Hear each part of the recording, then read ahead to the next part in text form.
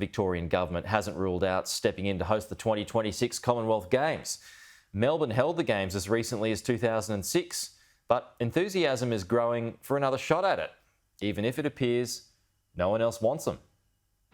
The Mayor of Melbourne's on board for another Commonwealth Games. It would be fantastic to host the Commonwealth Games in 2026. It really reinforces our status as a sporting capital. So much of the infrastructure is already here, a major boon for our city. So it would be fantastic. CAP has no fears of fan fatigue, even if the city last hosted the Games back in 2006. 20 years on, it would really mark something special, 2 decades. Melbourne and Victorian crowds, Australian crowds more generally, we really appreciate athletes performing at their best in these elite competitions. It really feels like it would be a positive on positive on positive. And it seems the fans in Melbourne are definitely on board. Melbourne's a great city, great vibe, great people, so of course, why not?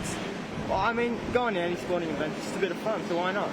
The Victorian Premier Daniel Andrews not as forthcoming, coy about the progress of talks and stopping short of talking specifics. The government and Visit Victoria, we're out there every day working as hard as we can to get all the big major events to come to the major events capital of our nation.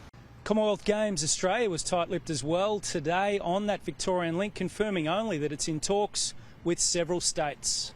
But Andrews clearly thinks the Games have value, even if Melbourne appears to be the only venue with its hand up. Durban pulled out of hosting the 2022 Games, leaving Birmingham to push forward from 2026 to host it this year. Well, there's always a hunger for having big major events in our state because they underpin jobs.